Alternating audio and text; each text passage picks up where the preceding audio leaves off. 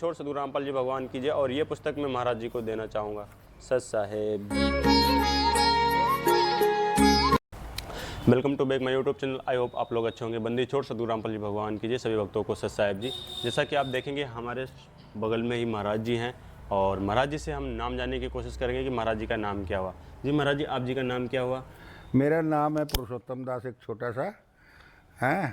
मैं अयोध्या वासी हूँ और विगत 50-55 वर्षों से अयोध्या में ही रहता हूँ जी और मेरा आश्रम का नाम पुरुषोत्तम धाम वानप्रस्थ आश्रम है। जी जवाब दे दे। महाराज जी से जानने की कोशिश करेंगे। महाराज जी, आप जी हमें क्या बताइए, जो लोग तपस्या करते हैं, कहते हैं डिम्ब चढ़े डूंगर चढ़े अंतर झीनी झूल, जग जाने बंदगी करे ये बोए सूल बबूल। जो लोग ऊंचे स्थानों पे जाके तपस्या करते हैं और अपना वैराग रमाते हैं, है ना, खाना नहीं खाते हैं, जो भी है, तो क्या उसे मोक्ष संभव है? देखिए, मोक्ष की धारणा होनी चाहिए, जी मोक्ष की अपेक्षा होनी चाहिए, जी तब तो कहीं से भी मोक्ष मिल सकता है। और यदि सकाम भावना से हिमालय पर जा तो पुण्यात्मा, मोक्ष प्राप्ति के लिए भी धर्म, ये 500 यज्ञ अनिवार्य है। जैसे खेत में बीज बो दिया, सिंचाई की नहीं, खाद डाला नहीं, तो वो बीज व्यर्थ हो गया। ठीक इसी प्रकार ये सतनाम और सारनाम, ये तो बीज है और ये 500 यज्ञ सिंचाई है। तो इस बीज को बोने के उपरांत यह सिंचाई लगातार करनी पड़ेगी जब तक फसल पकेगी। तो फसल पकेगी तब हम यहां से चले जाएंगे। के भी तपस्या करे कि मुझे बल मिल जाए, शक्ति मिल जाए, मैं विश्व विजयी बन जाऊं, मैं बहुत बड़ा नेता बन जाऊं, मैं बहुत बड़ा स्टार बन जाऊं, तो इससे कोई महत्वपूर्ण नहीं होता है। मोक्ष प्राप्ति के लिए हिमालय पर जाके तपस्या करना भी ठीक है। अपने घर गृहस्थी में क्या बताते हैं कि डंब करें, पाखंड करें। डंब माने पाखंड, डंब करें, डूंगर चढ़े। डूंगर माने ऊंचे स्थान पर बैठेंगे, न सब न दिखूं, तपस्या कर रहा हूं। डंब करें, डूंगर चढ़े, अंतर झीनी झूल, और जग जाने यो भक्ति करे, यो बोवे सूल बबूल। कर्तव्य परायणता के साथ रह करके भगवत ध्यान करना, भगवत भजन करना, मानवता का आचरण करना, ये भी मोक्ष पथ गामिनी होता है। जी तो अब आप जी बताइए, मोक्ष का मतलब क्या हुआ महाराज जी? मोक्ष का मतलब होता है कि पुनरपि जननम पुनरपि मरणम पुनरपि जननी जठरे शयनम, इससे विरक्त हो जाए जी और एकाकी जीवन हो जाए। और मोक्ष भी 4 प्रकार का होता है: साजुज्य, सामीप्य, सारूप्य, सालोक्य। जी परमात्मा के लोक में चला जाना भी मोक्ष है। जी एक मुक्ति है स्वर्ग प्राप्ति, एक मुक्ति है देव प्राप्ति, एक मुक्ति है जो कि जब तक ये ब्रह्मांड रहता है तब तक वो, और फिर स्वर्ग के अंदर रहता है, उसके बाद फिर वापस मृतमंडल में आ जाता है जीव रूप में। जब ये ब्रह्मांड दोबारा रची जाते हैं तो सतगुरु महाराज की जो मुक्ति है, बंदी छोड़ कबीर साहब की, गरीबदास जियों की, वो 5वीं मुक्ति है। और वो सतलोक में ये जीव चला जाता है। सतलोक में परमात्मा के स्वरूप में विलीन हो जाना भी मोक्ष है। जी हैं? जी और उनके समीपवर्ती हो जाना, उनके किंकर्य बन जाना, उनका पारायण बन जाना भी मोक्ष है। तो महाराज जी, आप जी बताए फाइनली मोक्ष आप जी गीता जी में देखे होंगे, है ना, और आप महाभारत की लड़ाई भी देखे होंगे। तो श्री कृष्ण भगवान ने अर्जुन को बोला जाके आप उस तत्वदर्शी संत की खोज कर और उसके चरणों में जाकर दंडवत प्रणाम कर शहर मतलब प्रेम पूर्वक, तो वो मंत्र प्राप्त करेंगे आपको और उससे मोक्ष प्राप्त होगा। तो आप ये बताइए, प्रेजेंट टाइम में वो तत्वदर्शी संत पूरे विश्व में, अपने इंडिया में कौन है और क्या पहचान होती है, उसको कैसे पहचाने हम? यूँ तो संत की कोई पहचान ही नहीं है। अनंत संत हैं, अनंत भगवंत हैं, भगवंत के स्वरूप हैं। जहाँ ज्ञान की प्राप्ति हो जाए, भक्ति की प्राप्ति हो जाए, जो जीवन में सद्गुरु मिल जाए, उसको विश्वास हो जाए कि अब मैं यहाँ अच्छी जगह आ गया हूँ, जैसे भंवरा हर पुष्पों पर बैठता। 1 से लेकर 4 श्लोक में कहा है कि तत्वदर्शी संत ऐसा होगा जो सब उल्टे लटके संसार के सभी पार्ट्स बता देगा, उसके विभाग बता देगा। उसके पश्चात उस परम पद परमेश्वर की खोज करनी चाहिए, जहाँ जाने के बाद फिर साधक कभी लौटकर संसार में वापस नहीं आता, अर्थात उसको पूर्ण मोक्ष हो जाता है।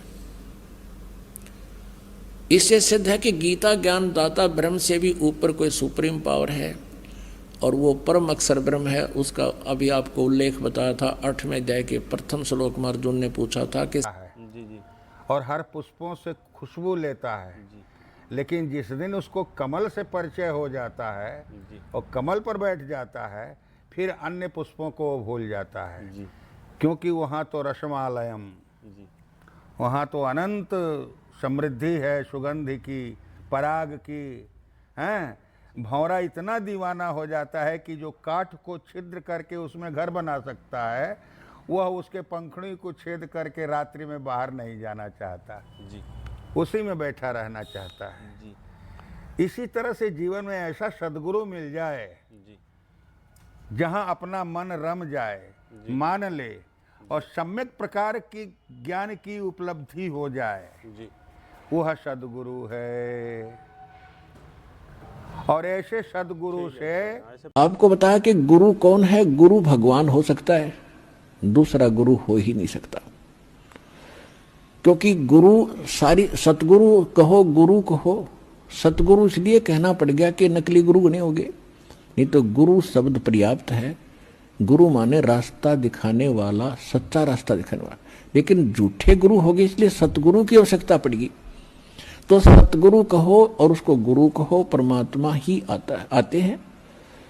और जी आप जी हमें ये बताइए, वो सदगुरु कौन है? सच्चे गुरु की पहचान क्या है? जैसे कि आपने बोला यहाँ पर संत और गुरु तो बहुत हैं, बिल्कुल सही बोला आपने, बट वो सतगुरु, गुरु तो बहुत है, सतगुरु अलग हो जाता है, सच्चा गुरु अलग हो जाता है, वही तत्वदर्शी संत होता है। तो आप उसकी पहचान बताइए। जैसा कि हर एक गुरुओं की पहचान होती है, और जो तत्वदर्शी संत है, सतगुरु है, उसकी पहचान अलग होती है। वो कौन है इस टाइम, प्रेजेंट टाइम में?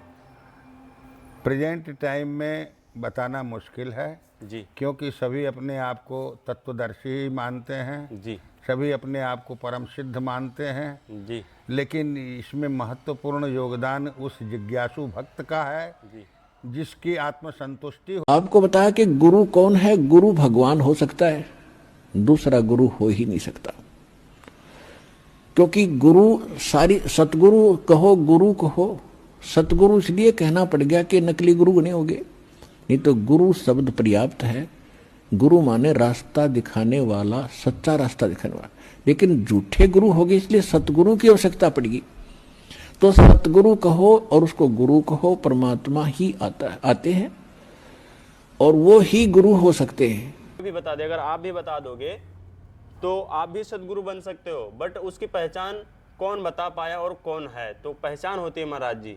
आप जी से मैं ये पूछना चाह रहा हूँ कि क्या पहचान है, कोई बता पाया अभी तक पूरे विश्व में? और अभी प्रेजेंट टाइम में लोग किसको कहते हैं?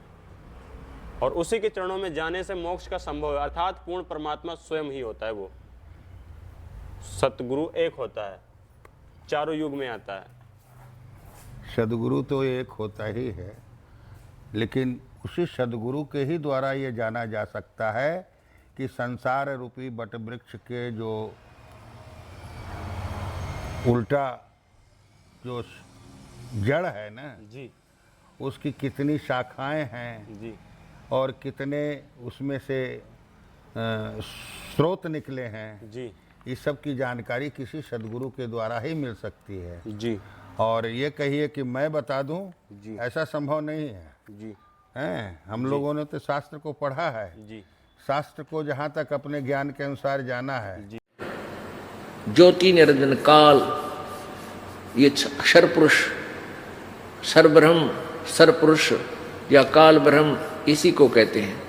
अक्षर पुरुष एक पेड़ है, निरंजन ज्योति निरंजन भी इस ब्रह्म को बोलते हैं। निरंजन वाकी डार और तीनों देवा शाखा है, भाई पात रूप संसार। अब क्या बता रहे हैं?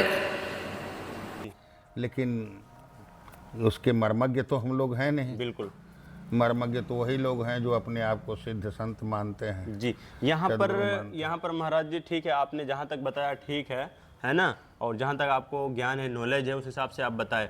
अब हम आपसे बात करना चाहेंगे महाराज जी, क्या मांस खा सकते हैं भक्ति मार्ग में? नशा, शराब, ये सारा कुछ कर सकते हैं? देखिए, भगवान की भक्ति में भगवत ज्ञान प्राप्ति करने वालों के लिए सबसे बड़ा नशा और सबसे बड़ा स्वाद ज्ञान और भक्ति में ही होता है। जी, इसलिए वह तो किसी प्रकार का नशा नहीं कर सकता। नशा नहीं करना चाहिए। हाँ, नशा नहीं कर सकता जी। और किसी प्रकार का स्वाद उसको आकर्षित नहीं कर सकता। यानी मांस नहीं खाना चाहिए। हाँ, न मांसम भुक्ते। तो महाराज जी, आप जी यहाँ पर बताए हम अयोध्या नगरी में हैं और मांस की बात हो रही, तो अब राम जी थे और सीता ने उनको बोला यह हिरण हमको मरना चाहिए या जीवित चाहिए, तो उनके ऊपर लोग टीका टिप्पणी करते हैं कि वो 3 लोग के भगवान थे, तो वो हिरण का शिकार क्यों करने गए, अर्थात मांस खाते थे या नहीं? तो इसके विषय में आप क्या कहना चाहेंगे? कुछ किंवदंती लोगों ने पुराना ग्रंथ होने के कारण राम के चरित्र के साथ जोड़ दिया है। जी, लेकिन राम जी अगर मांस खाते होते तो उनके भक्त आज क्यों न भोग लगाते। जी, दरअसल किसी पशु पक्षी को भी एक दूसरे का मांस खाने का आदेश परमात्मा का नहीं है। अपने आत्मा जब सृष्टि प्रारंभ हुई, सतयुग के अंदर शेर भी मांस आहार नहीं करते थे, एक दूसरे को नहीं खाते थे। अब इनके और मेरा जहाँ तक अनुमान है कि माया में सीता की ही प्रेरणा से राम जी ने मृग का वध किया है जी, और उसी पाप के कारण सीता का अपहरण हो गया। जी, तो राम जी ने न कभी जीवन में न मांसम राघवम भुक्ते न चैव मधु सेवते। राम जी न मांस खाते हैं, न मदिरा पीते हैं, न मधुपान करते हैं, न किसी प्रकार की अय्याशी करते हैं। सिर्फ चरित्रवान व्यक्ति, चारित्रेण च को युक्तः सर्वभूतेषु को हितः। भगवान श्री राम जी तो चरित्रवान व्यक्ति हैं। जी, व्यक्तित्व को उजागर करने के लिए परमात्मा राम के रूप में प्रकट हुए थे। जी।